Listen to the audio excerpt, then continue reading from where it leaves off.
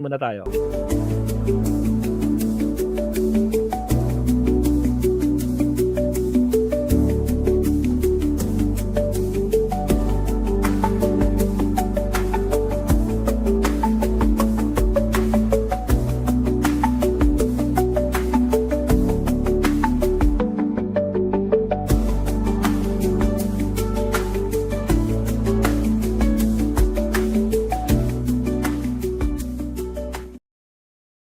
Alright, mega love shoutout Mabsat, inyong lingkod, Maestro Paul TV. Pag-usapan naman natin itong ikaiiyak na naman ng mga garapata, Mabsat. Ito, lumabas sa balita. Ngayon lang guys, May 28, 12:32, kaninang tanghali lang to .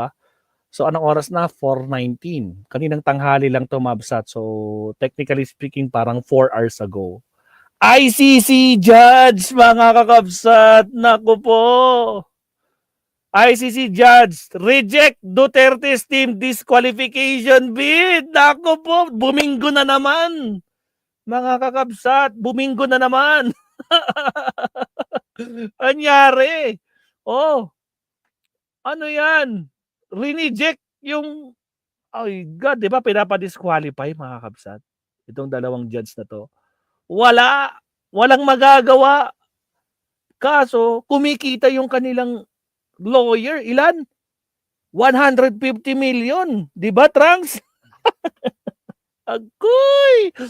Agoy! Naku ba, mga kakabsat. Sa bagay, mayaman naman sila. Kayang-kaya nilang bayaran yan, no? Yun nga lang, lahat ng kanilang mga strike 1, strike 2, strike 3, strike 4, strike 5, lahat ng motion. Wala, ni-reject, binasura, mga kakabsat. Agoy! Naku po. O, sabi sa balita, Babsat. Lakihan natin. Metro Manila, Philippines, 2 International Criminal Court judges have rebuffed. Nag-rebuff accusation of bias leveled by the defense team of the former Philippine President Rodrigo Duterte, urging the tribunal plenary of judges to dismiss the disqualification request filed earlier this month. We take a very seriously and solemn undertaking, exercise our judicial functions impartially and consensually, and always abide by them. We see no grounds in the current case that we have required us to seek to be excused or could lead our disqualification, said Judge Rain Adelaine Sophia and Alain Gason and Maria del Socorro Flores Lyra in a written memorandum dated May 2022. May 22, Duterte's defense lead team, Nicholas Kaufman, argued that the judges had formulated a firm opinion on their questions sub judice prior to the hearing defense submission, thereby undermining their impartiality. However, the judges said that this was legally unfounded, warning that such claims have been potentially caused the delay. They said that the previous ruling on the jurisdictions were made within the limits of the relevant stage of the proceedings and without prejudice of the future determination of the same issues.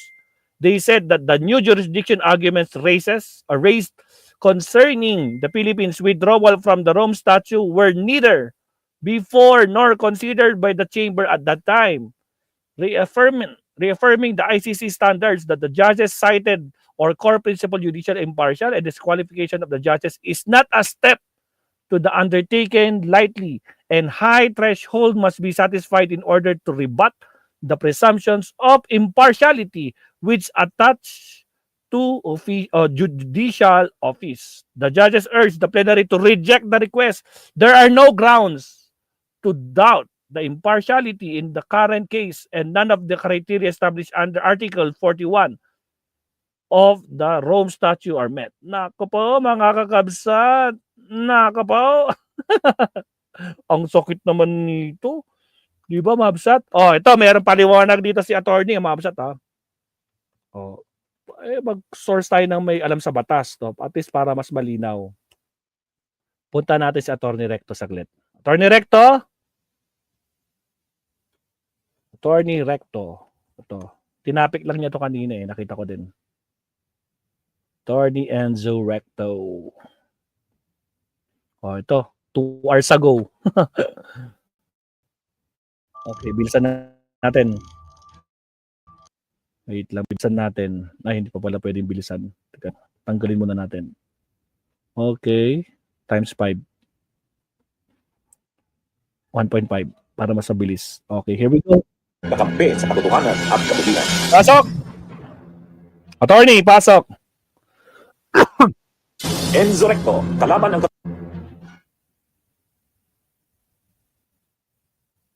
Attorney. Durog si Kaufman, sinagutan ng dalawang judges. Okay. Okay, mga kabunyog, mga kababayan, welcome po sa isang namang episode ng ating pong Kape at Kwentuhan. Ito, sinagot na ng dalawang judges ng International Criminal Court na pinapadisqualify ni Kaufman, ang lead counsel ni Duterte. Ang dalawang babaeng judges ay matapang na sinagot si Kaufman. Kaya durog si Kaufman. Durog. Ang bilis, ang bilis talaga ng aksyon nila sa ICC. Mga kabunyog, maaalala natin na si Kaufman, ang lead counsel ni Duterte, ay nag-motion sa korte. Nag-motion na ang dalawang judges na babae ay dapat i-disqualify, alisin sa pagiging judges kasi sabi ng company ni Duterte, ng mga Bias. ni Duterte, Bias daw. Bias daw itong dalawang judges na ito, kaya hindi na dapat ito humawak ng kaso ni Duterte. Ayon yan kay Kaufman. Ngayon pinasagot ng president ng ICC. Pinasagot ang dalawang judges na ito, sumagot ang dalawang judges at sabi nila, hindi kami bias. Yun, ganun katapang. Ganun katapang at kadirekta ang sagot ng dalawang judges na ito kay Attorney Kaufman, ang abogado ni Duterte. Sabi ng dalawang judges, pareho ang sabi nila, we are not biased. Kumbaga hindi sila bias, hindi sila partial. Kaya ito mga kabunyog, mga kabayan. Ayan po, ipakita natin yung balita niyan. O yan mga kabunyog, ang balita niyan. O yan. Balita na po yan ngayon sa mga dyaryo. ICC judges deny bias. O yan. Yan po Yung mga judges na po mismo ito, yung dalawang judges. Makikita natin diyan, yan ang tinatawag na pre-trial chamber 1. Ang pre-trial chamber 1, kasi po sa kaso ni Duterte sa ICC, hindi lang naman isang judge ang humahawak niyan. Ang humahawak niyan ay 3 judges. Ngayon, ang 3 judges na yan, panay babae yan. Panay babae. Ang presiding judge diyan ay itong nasa gitna, si Judge Julia Mutok, Romanian. Yang nasa kaliwa, yan ay si Judge Ganso. Si Judge Ganso, taga Benin sa Africa. Yung nasa kanan, Latin American, Mexican yata yan si Judge Liera. Ngayon, ang pinapadisqualify ni Kaufman, ang gusto niyang ipadisqualify ay yung dalawa. Yung si Ganso, yung nasa kaliwa, at saka si Liera. Ngayon, sinagot na ng dalawang judges na ito. Yan, may picture tayong mas malaki ng dalawang judges na yan. Ito yung dalawang judges na pinapadisqualify ni Kaufman. Yung Mga kabunyog, yan. Yan yung sabi ni Alas na Bastos, ang gusto yata ni Kaufman isang Chinese at isang Russian. hindi pwede kasi ang Russia at saka China hindi naman member ng ICC. Kaya walang Russian at Chinese na judges diyan. Anyway, tatawa naman ako sa comment niyan. O yan mga kabunyog, yung dalawang judges na yan. Yung sa kaliwa si Judge Ganso at yung sa kanan si Judge Liera. Yan yung gusto ni Kaufman na mag-disqualify daw. I-disqualify. Kasi bias daw yung dalawa na yan. Bakit bias? Kasi sabi ni Kaufman, nauna na silang nagdesisyon. Kumbaga ang kaso ni Duterte matagal na. Matagal na ang kaso ni Duterte sa ICC. Nang unang pinagdesisyonan yan ng parehong chamber, yung pre-trial chamber, yung issue kung magpapatuloy ba ang investigation ng kaso ni Duterte, ang dalawa na yan na judges ay kasama na sa nag-decide. So kumbaga ang sinasabi ni Kaufman, bias na yung dalawa na yan, partial na yan. Kasi nung pinag-usapan ang simula pa lang ng kaso ni Duterte, nung nagsisimula pa lang ang kaso ni Duterte sa ICC, may usapin na pinagdesisyonan. Ipagpapatuloy ba ang pag-iimbestiga kay Duterte? Ang dalawang yan ay nagdesisyon na ipagpatuloy. At doon sa pag-issue ng warrant of arrest, pumirma na naman ang dalawa na yan. Kaya sabi ni Kaufman, bias na yung dalawa na yan. Dapat hindi na sila kasama sa maglilitis ng kaso ni Duterte. O yan Kaya lang, ito naman ang paliwanag ng dalawang judges. Ito yung paliwanag nila. Sabi ng dalawang judges, okay? Sabi nila, open quote, at the outset, we stress that, fully mindful of the provisions of the Rome Statute and the Code of Judicial Ethics, we take very seriously our solemn undertaking to exercise our judicial functions impartially and conscientiously and always abide by them. Close quote. Read the 3-page observation submitted by Liera and Alapini Ganso on May 22.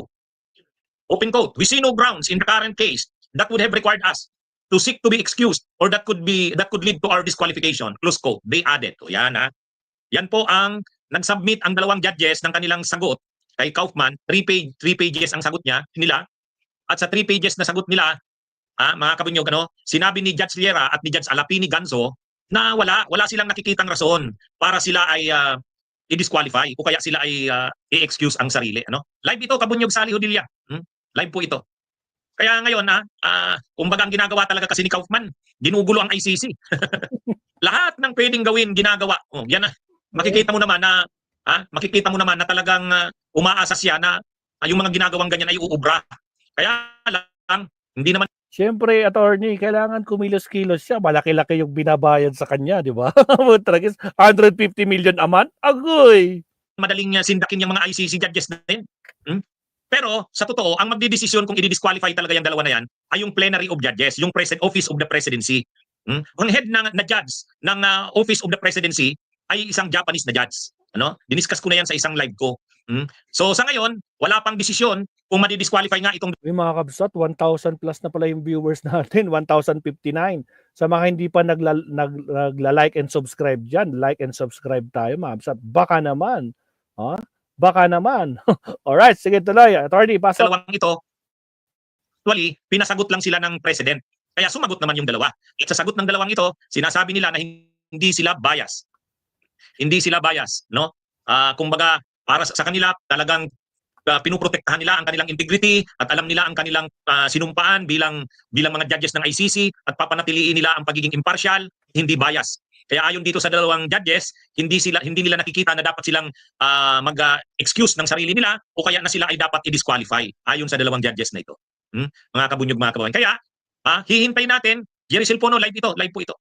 Hihintayin natin sa mga susunod na araw kung ano ang magiging desisyon ng presidency. Kasi ang magdi-decide po diyan presidency, yung office of the presidency. Ang president ng ICC ay si Judge, sino ba 'yon?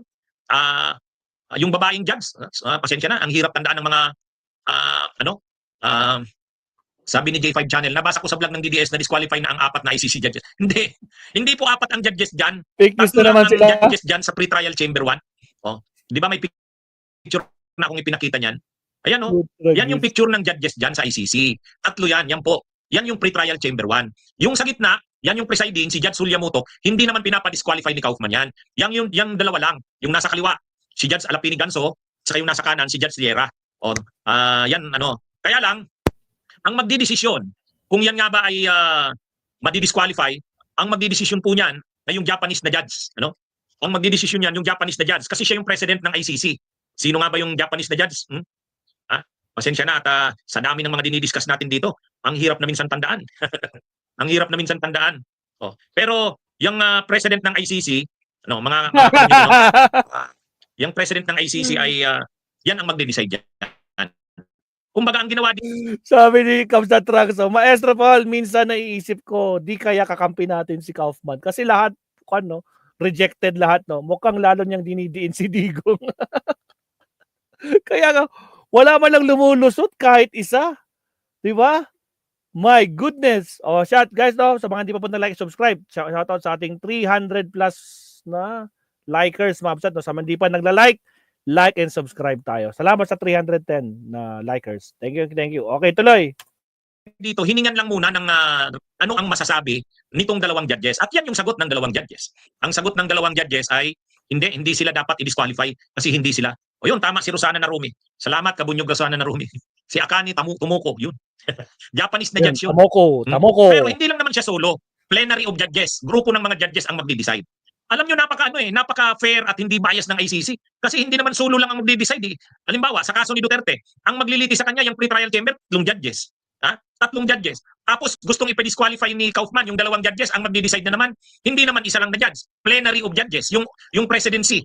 Yung presidency, pag sinabing presidency, yung tanggapan ng presidente, hindi lang yung presidente mismo. Ang president lang yung magpe-preside, si Akani Tomoko. Anyway, dalawa ang pwedeng maging desisyon ng Office of the Presidency, pwedeng i-grant yung hinihiling nila Kaufman na i-disqualify yung 2 judges, or pwede rin na i-deny. Kaya ito mga kabunyog, mga kababayan, si Judge Akani, ano po kasi, ano ba ang pagkakaiba ni Judge Mutok at ni Judge Akani? Si Judge Akani Tomoko, Office of the Presidency. Ito namang sila Judge Mutok, mga judges yan ng ICC. Kumbaga, ang ICC po kasi may 4 na mga major organs. 4 na major organs or offices. Ang una, yung Office of the Presidency. Yan ang nagpapatakbo ng ICC. Ang pangalawa, yung Office ng mga Judges. Yung Judicial Division. Yan yung mga judges. Ang pangatlo, yung Office of the Prosecutor.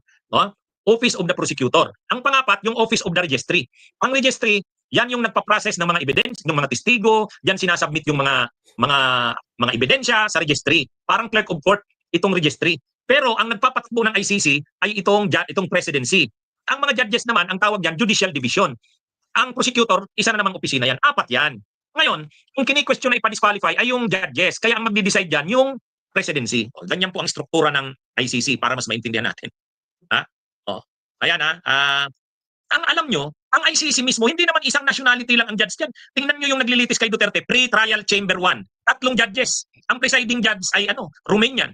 Kasama sa mga judges sa kanya, kay Duterte, yung si Alapini Ganso, o taga Benin yan, Africa. Tapos yung isa naman, Latin American, Mexicana, si Judge Liera. So kaya yung sinasabi ni Kaufman na bias, mahirap naman maging bias kasi hindi naman isang judge lang ang maglilitis kay Duterte, 3 eh. Ang magdi-decide doon sa question ng jurisdiction, 3 judges din. Itong si Mutok, si Ganso at si Liera. Kaya yan yung mga kabunyog mga kababayan. Anyway, kahit yung mga prosecutor, yung bagong prosecutor sino ba yon? Si Niang, yung taga Senegal. Yung pumalit kay Kan, sana mag-handle ng kaso. Nag-submit na rin ang kanyang opposition. Ito, ICC prosecutor opposes Duterte's bid to disqualify 2 judges. Yan. Yan po nakalagay sa balita. ICC prosecutor opposes Duterte's bid to disqualify 2 judges. Kaya ibig sabihin, kahit yung bagong prosecutor na nag-handle, si prosecutor Niang, nagpadala na rin ng kanyang sagot doon sa motion ni Kaufman na i-disqualify ang 2 judges.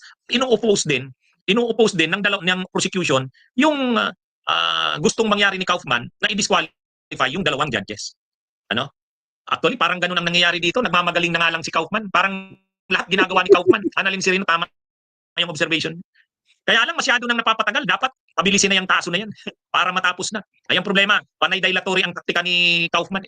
Panay dilatory, pang di-delay. Okay, so yan mga kabunyog, mga kababayan, ang ating talakayan dito po sa ating kape at kwentuhan. So magandang araw sa inyong lahat, mga kabunyog. Alright, salamat attorney. Bunyog! Salamat. Bunyog! Ayan. Salamat, Attorney Recto. At least medyo mas malinaw na explanation, no guys, no? So yan tayo, no? Meron tayo mga resource speaker na mag-i-explain, mga kapsat. O siya. Ito na, kapsat. Last topic tayo bago tayo mag-end, no? Tapos live stream na naman tayo mamayang gabi kasi may work ako ng alas 6. Medyo maaga-aga kong alis, alas 5 eh. So kailangan nating maligo muna syempre. Pero bago yan, last topic tayo, mga kapsat. Alright, dito tayo kay Panot, mga kapsat. Here we go. Countdown muna ulit.